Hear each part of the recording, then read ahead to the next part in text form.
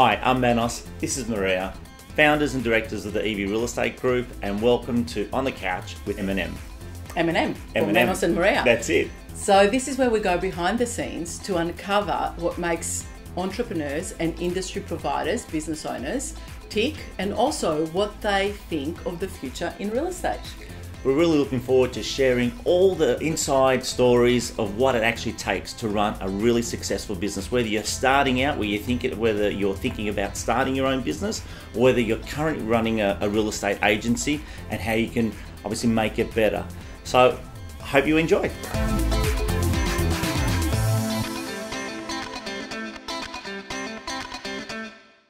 Hello and welcome to another episode of On the Couch with M&M. Today we've got a special guest, Mr. Geoff White, former REIV President and now State Director of CoreLogic for Victoria and Tasmania. Welcome to the show, Geoff. Thank you, M&M. Yes. Thank you.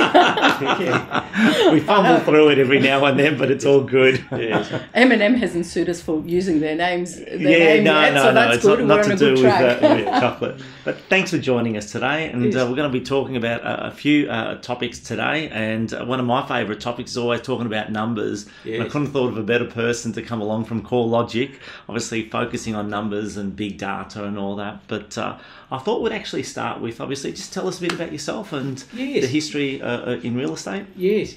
I'm a fifth generation agent, so great Wow. grandfather, Oh, 1888. wow, I never knew that. So it goes back a bit. So it's in the 1888. 1888, yes. Wow.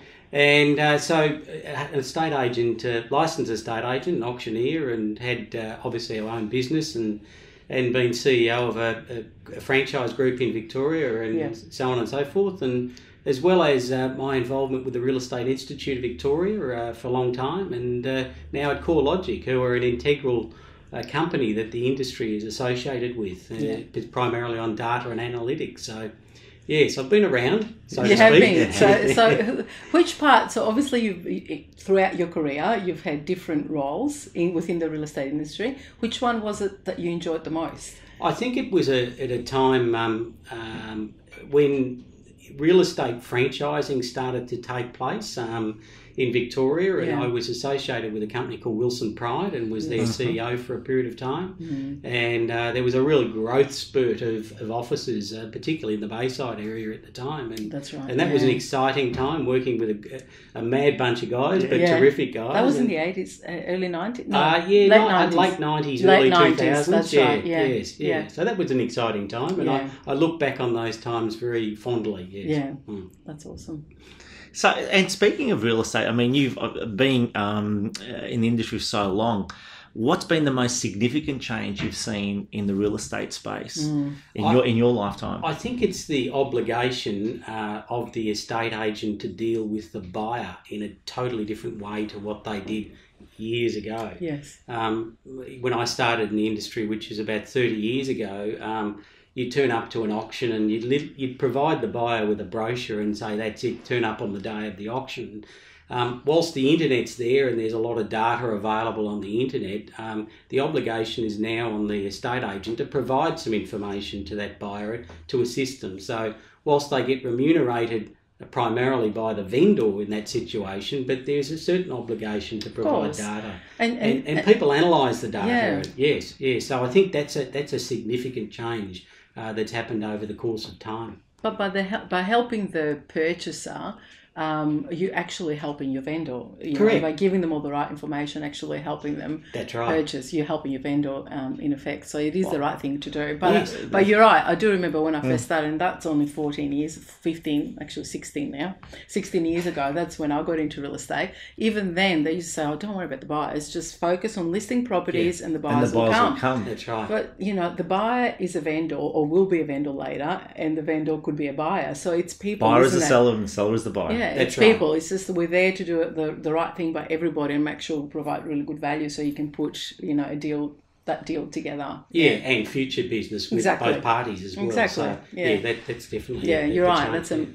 And there's probably something that's been a bit slow to catch on now, and we're seeing it in the property management division, is like the treatment of tenants out there in the real estate space is there's a new wave of a customer service that's coming about, that really people are focusing on the tenant, and they're not just the tenant who's coming in for an application and going through the numbers. So I guess that shift is going to happen in property management. It's the same thing, isn't it? It's exactly the tenant the same could be thing. a landlord, and we see a lot of new not kids, but young people these days. They want to live in an area they can't afford to purchase, but they might have an investment property in an area. So, there's a lot of that happening. So, again, the landlord can be a tenant, and a tenant can be a landlord. A good tenant is great for the landlord and the agent. Exactly. So, and that as well, of course. Exactly. So, if there is a good tenant that comes in, well, if they're not suited to that property, you want to find them another one. So, So the level of service has increased. Correct. In our industry, in all areas. That's right. Yeah. Compared to what it used to be. And with all of that is the way that we market properties, and obviously again the internet and online is assisted with that as well. So they're the significant changes, and I think estate agents have had to be a little bit more open to change and to deal with those changes. Yeah. And that's the change that we have from May the 1st. Transparency, And speaking of which, so let's talk about the new Victorian underquoting laws, because I know every state is going through their challenges with how to price and display price and information provided to buyers and to their vendors. So the new underquoting legislation and laws around advertising, how do you see that impacting the industry? Well, I think it's going to be a change for some, and I think others will just see it as a natural progression. Yeah. It's clear that there needed to be more transparency between what an estate agent says to a vendor at the time of listing, and then what they say to a buyer or a potential buyer during the course of marketing. Yep. And that transparency will come about as a result of this legislation. Some will say that it doesn't go far enough in terms of the underquoting that has been discovered in Victoria, and others say it will have a great effect on it. So time will tell as far as that's concerned. But what it does actually mean that the estate agent needs to be very transparent, and I'll use that word again, between what they say to the vendor and the buyer, and I think that can only be a good thing. Certainly.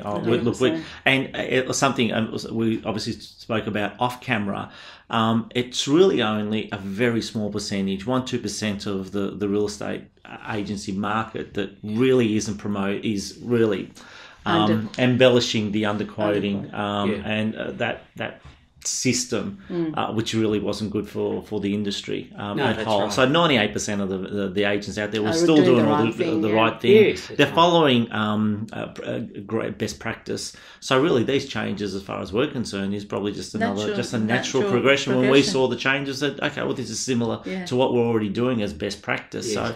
So we already were providing the three comparable sales. Now, obviously, they have to be out there on the internet. But do you know what? It's like these days we're not the gatekeepers of information anymore, like we used to be. Even 16 years ago when I first started. So a purchaser has the ability to go on the internet, research prices in the area, go on RPData. The purchaser can go on RPData. You don't have to be an agency. They can buy a small, I don't know, it's $10 or something. They can go and do a lot of research in the area. So it's all that data is out there for the purchasers and the vendors already anyway. That's right. By not doing the right thing, I think we as agents look like fools. It's not even.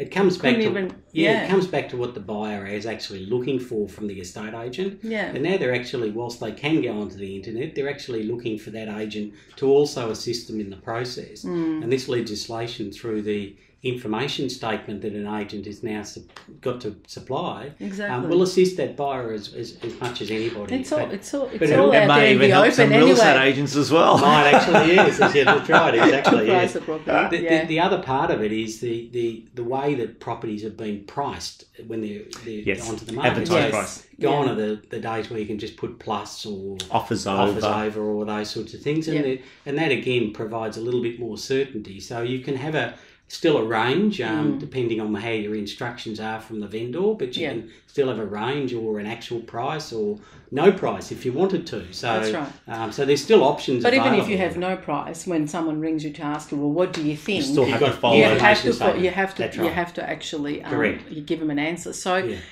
we keep talking about the buyers and the buyers and the buyers. It's all going to be more transparent. Yes. Do you think this is going to have any detrimental effect to the? Is it going to be detrimental to our vendors in any way?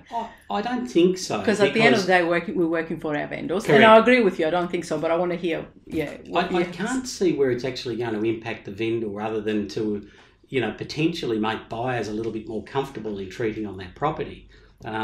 Previously, if a buyer was told some information that perhaps may not have been as accurate, they might have been attending opens and auctions and with a view to potentially buying, but really, in the end of the day, it was out of their price range. Exactly. Well, this way, I think you'll see by the time auctions actually take place, you'll have people knowing full well exactly where that property is more than likely to be. Save and except if there's some competition that takes it beyond everyone's expectations. Which is what's been happening over the last... That's right. In the Melbourne and obviously the Sydney market, without a doubt. Maybe not throughout Australia, but certainly in our markets where there's strong competition again. Yeah. But I think this legislation is certainly going to bring to the fore the skill set of an agent. Correct. The skill set of the agent is there to negotiate. That's what we're engaged to do. We're there to present the property, market the property correctly, expose it to the maximum amount of buyers and extract that information 100%. From the buyers,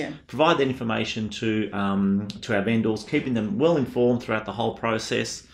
Do the right thing. I think it's just going to be great for everyone throughout the... We've got the data available to us, but we don't have a crystal ball. We can't predict exactly what a property is worth, and no one will get it. It's not an exact science. So when property goes to market, it's really what the buyers are prepared to pay for it. And then when you get a buyer that's really emotionally attached to the property, and they really want it, they could pay that price that's totally out of the out of the numbers that you've provided, and it's good luck to the vendor, but it works like that sometimes. And we've seen incredibly buoyant times in say the last couple of years in Victoria. So as a consequence, we're seeing more and more auction results exceeding expectations. So the market will change, and always does, and that's for every high. There's always a bit of a low, so it will change. So do you see that happening soon, or I think, to be honest, our April statistics show that the growth has actually reduced. So it's come back a little bit. It's come back a little bit. So I think it's going to be more of a stable period going forward, and with the banks now increasing some of their interest rates. They haven't had an RBA increase, but they've put their interest rate up. I think that's a sign that it's probably going to stabilise, taper a bit. And the statistics are showing that. So clearance rates are still holding up, though, notwithstanding that. I mean, we're still high 70s, early 80s. So that's very good. But that's because really stock on market is quite low too. It's as a percentage, we're 20-30% lower than previous times. Yes. So that in itself would result in a higher clearance rate because there's just less stock, more buyers. The net migration into Melbourne is at peak levels. So we're seeing overseas people coming to Melbourne because of job opportunities, and we're seeing overseas migration into Melbourne as well. So while that demand is still there and the supply, in certain areas is fairly tight, you will see an uplift in price. So I think. People have been saying, when's the bubble going to burst? I actually don't think it will, and I don't think we've been in a bubble situation. I think it'll taper off a bit, and then who knows, by spring or towards the end of the year, it might take off again. Who knows? Yeah. So thank you for watching today. And for more information, please go visit our Facebook page or our podcast on the Couch M&M through the iTunes store. Awesome. And as always, if you like, please leave your comments below on our Facebook page or ask us any questions and we'll be happy to answer. We'll be checking in. Thank you. Cheers.